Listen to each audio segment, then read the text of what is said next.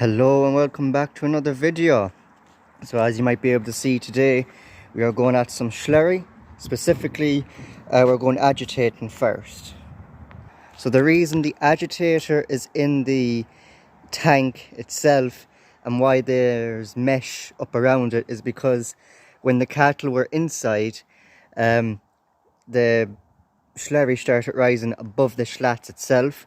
So we had to try and suck a couple of tanks out, which we did, and got it below the slats.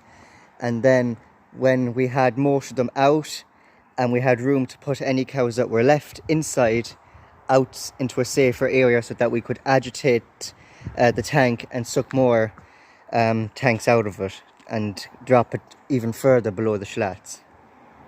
It's only this side here because when we were getting the calves used to being outside, we would put them out in that little runway.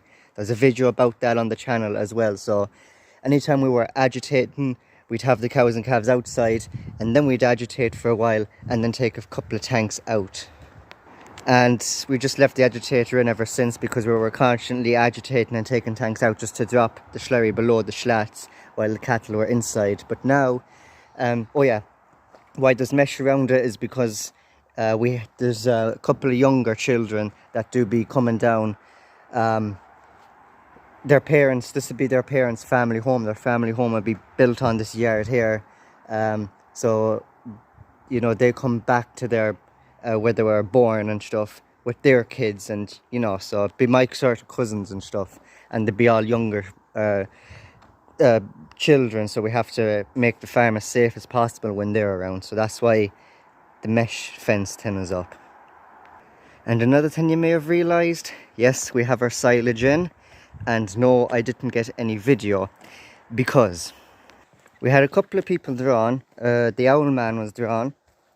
The brother works for this contractor over the road. He's our old contractor. He used to do the silage and stuff for us, but he's sort of retired now. So we borrow his tractor and front loader for stacking, and that also has a double bale handler, so he was drawn as well. And then obviously the old contractor came as well to give a helping hand. And this was, as I'm recording this video, it's the 13th of July. We mowed the silage field on the 11th, and we were supposed to be baling it today, but our new contractor wasn't able. He had another job on, so he had to do it yesterday, the 12th of July. And because we were afraid it would rain, my job was to bring the bales. It's a 10-acre field, so my job was to bring the bales that was on the opposite end of the field closer to the gate, so either the owl man, the brother, or the old contractor could just come in the gate, pick up a bale and out again. And I was driving this Ursus 475. It's not our tractor, it's a friend's tractor, but I was driving this tractor doing that. The bales were heavy, there was a lot of water in them, and we couldn't get any front weights on this tractor. I don't know why. The weights that we had just wouldn't fit onto this, so there was no weights on it. It was very, very light on the front. And then for the last two bales, there was a lot of stuff spraying out here. And it turns out it was oil. I don't know if the camera picked it up, but there's oil on the tire here. And that's because this happened. And our joint on the pipe snapped off, as you can see. So that tractor was then out of action. So when that tractor was out of action, I was out of action. So the brother was driving a 6280, so he had a passenger seat, and I hopped up with him while he was drawing the bales and stacking. So I didn't get any content, any video, because we were supposed to be baling it today, but we had to bale it yesterday, the 12th of July. So yeah, I'm sorry that we didn't get any content, but our silage season is not over yet. But first of all, you might be wondering how many bales we got off the field. Usually any other year we get an average of 110 to 120 bales on average a year. This year, because the grass, we couldn't get it mowed for a while because of weather and stuff, the grass became a bit longer. The butt started to go a bit off, but it wasn't as bad as we thought it was. But anyways, 150 bales we got. Now they mark what's left of last year's bales, the paint, and this sort of going that way is all this year's bales. So last year, from what we have left from last year's bales is give or take about 30 bales ish, in and around that. So yeah, we have a bit. So in total, between last year's bales and this year's bales, so far we have 180 bales, and we're not done there. This is the most bales we've had in a while, and there's going to be more. This is a grazing field behind our farm, and there's a section of it that because the cows that were in here, we were strip grazing them.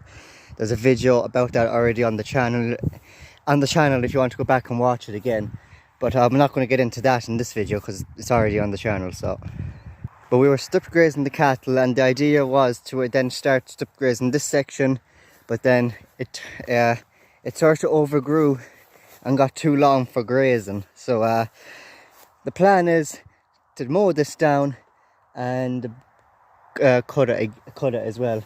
And this field would be about an 8 or 9 acre field in total, and obviously half of it we grazed, and then the other half we're going to chop it down and bale it. So about 4.5 acres there to be mowed, but that's not it. There's 2 other grazing fields that we have. There's one behind our house, and then there's one over the road with the same situation as this field here, that we've grazed half of it, and the plans then was to graze the other half of it, but then that half got too long for grazing, so we're going to now bale up. So there's this field and 2 other fields, so there's about 3 fields, or 3 half of fields that we're going to mow down and bale. So yeah, we're not going to get well, there's actually 3 half fields, and then there's 1 full field by the uncle's place, but there's not a whole pile of grass in that. That's also sort of gone past the grazing. The grass in it isn't really the best, so the plan is to bale that up as well. I don't know where we're going to put all the bales, but we weren't expecting 150 bales from the actual silage field, so yeah. So again, as I'm trying to say really, is that I didn't get any video from the actual silage field itself, but not to worry, we're doing more silage. It's not the end of our silage season just yet, and I will try and get content from a couple of these fields of silage as well. So, you know, and when it comes to this field, we're going to be drawing anyways. If I made a video of me in the silage field just drawing from the far end of the field nearer to the gate, it'll kind of be a boring video. So at least here I can get footage of mowing, baling and drawing.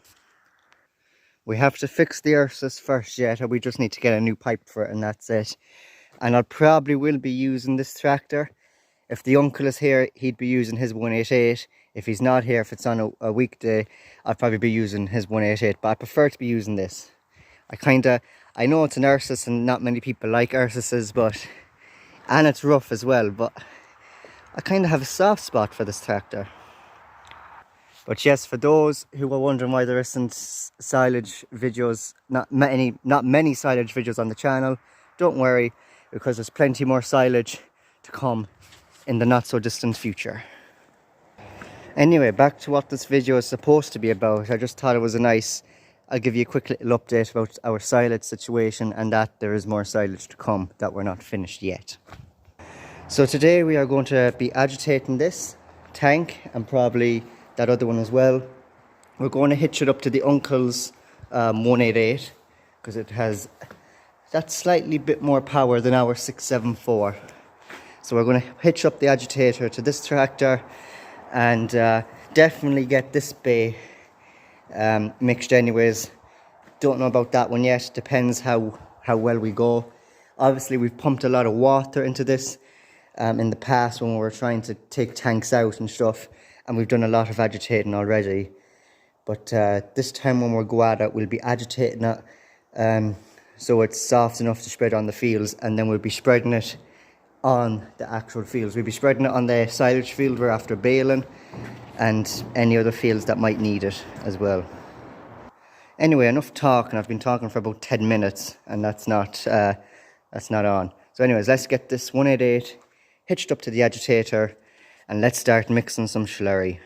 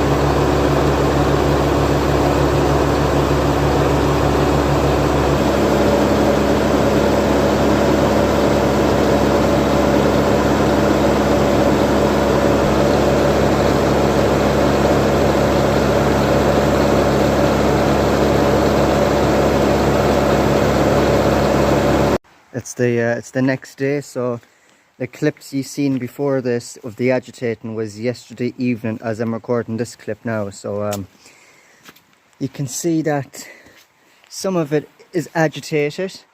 There was one problem number one. We had to connect the agitator to the tractor itself.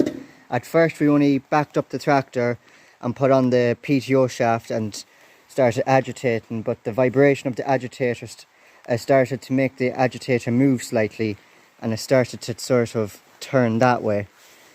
So to prevent it from going any more crooked or in, we connected it to the tractor itself to keep it up, and also it was the spout that's on the agitator that shoots out the slurry was shooting downwards. So to fix that issue, we had to connect the pipe to the tractor itself and use the ram there to adjust the agitator and sort of tip it up so that the chute was shooting sort of straighter backwards rather than down. And I don't know if the tractor is picking it up, but it is raining today, so it's actually quite good weather conditions for agitating. The other problem was when we started agitating, you can see where the slurry was sort of the agitator, and it started mixing and it started shooting up between the slats itself. The problem was the tractor, the International, is the International there, and the agitator, it wasn't able to agitate. We were mixing for at least an hour to an hour and a half, and I think it got to one full slat, so where the full line is, and maybe half of the next one. So for an hour or an hour and a half agitating, that's not really the best result. Also, we have pipes connected to the gullets on the shed, so anytime it rains, instead of it going down into a draining system, we connect these pipes so that the rainwater is actually going into the tank itself, and we have it on both sides. So we had those pipes set up maybe a week before we started agitating, and that gave us sort of free water, and it also gave us one less job to do, because then we didn't have to be hauling slurry tanks of water to it every now and then. So I had a week's worth of rain, and when I mean a week's worth of rain, I mean it didn't stop for a week, the rain, so it got plenty of water. Again, if the camera's picking it up, I think it's just about picking it up. It is raining, and you can hear it hitting off the roof anyways. And you can see the water coming through the pipe anyways, so it's definitely raining. Another thing to get cleared, you might be wondering why there's a Case International 5130 and a baler there. That's our ex-contractor's kit. The brother works from. About 3 years ago, he decided to cut down on his workload and contracting business. So we said good luck, and we got someone else to do our silage, but he still does some of our slurry as well. So he still sort of does contracting work for us, but he doesn't do the silage as well. He only does the slurry for us. So now, so the brother was baling there yesterday. So that's why the tractor is parked there, because he finished up quite late. So I'll have to do the rest of this video in the shed now because it is raining. But what are we going to do about this agitating problem? We have a couple of solutions. We can either get the 5130 there if the baler isn't on it, or he has the 6280, the Massey Ferguson 6280, that we can either hitch up to either one of those two tractors. We'll either hitch it up to our own agitator and use his tractor to agitate it, or we'll take out our agitator altogether, and he has a bigger agitator that's more suitable to his bigger tractors. So he could use his 5130 or 6280 with his own agitator and put his own agitator into the tank there and give it a mix, it's a bigger agitator. It's probably more powerful as well. It's on a more powerful tractor as well, so it should agitate that no bother. And sometimes we can agitate ourselves with this setup here, our own agitator and the International, and it works mighty. We could be agitating the whole day, and we can get this side done and that side done, all agitated in one whole day. So it's not it's a very slow process with the setup we have, but you have to make do with what you got. So I think personally we should take our agitator out and get one of his tractors and his agitator and stick it into the tank and start mixing it, because he'd have this whole bay done in about an hour and a half to 2 hours with his agitator with plenty of water in it, and the agitator mixing and the tractor with a good rev on it. He should have one side done in an hour and a half to 2 hours, and again an hour and a half to 2 hours for this side as well. So that's roughly 4 hours agitating, which isn't too bad when it's a 2-bay shed right and left. 2-bay shed, and you have 2 pens right and left side of the shed. Kind of have to be out in the rain now to do this one. Another problem we had is that the temperature gauge on this tractor isn't working. We tried to get it working when we done it up, but we just failed, along with many other things, including the handbrake. But this starts to overheat, and you can see from this pipe, it just pumps out smoke once it gets way too hot. And then we were mixing there, and for some reason I just looked over. I had the old man with me, and he seen me look over, and he came over, and we seen a big pool of oil here. Because when this gets too hot, it pumps out smoke, and then eventually it just starts pumping. You can see on my finger, it starts pumping out oil. So you can see, if it will focus, well, you can kind of see it's oil there. So it pumps out smoke at first, and then when it gets way too hot, it starts spitting out oil. And I think I have a clip of the oil here, because the rain has washed most of it away. So if in the editing, I'll put the clip over this, and you can see that the pool of oil on the ground there. And while I'm here, I guess, why not? I'll show you the inside of this tractor for those who don't know what it looks like. It's a bit rough. The contractor is going to do it up. His patch is rushed in as well. I don't know what he's going to do about that, but he is going to do it up eventually. But this is the inside of it. As you can see, very nice looking. You have your handbrake there, your clutch, your brake, accelerator, your gears. Yeah, big setup. And this yoke is for the baler. Me personally, I don't know how to operate. I might get the brother one day to teach me, but he does all the baling for the contractor, because he works for him now. He's actually on the books for our ex-contractor's contracting business. So fair play to him for that. And he was baling all last night, so he was busy. But that's the inside of the tractor, as you can see. And there's the back end of it. Very nice. And this is the bale. I don't think many people know about it, but it's a Tarup Bio baling one. So yeah, you start baling, the yoke starts beeping.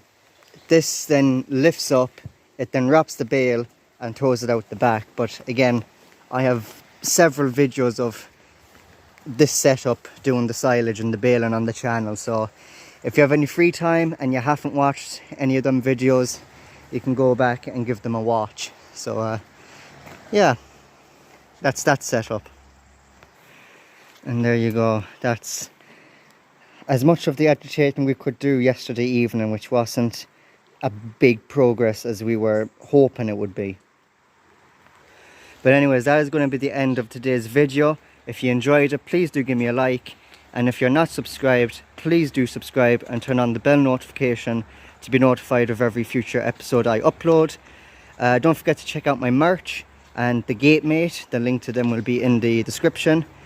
And I'll see you in my next video very soon. Take care.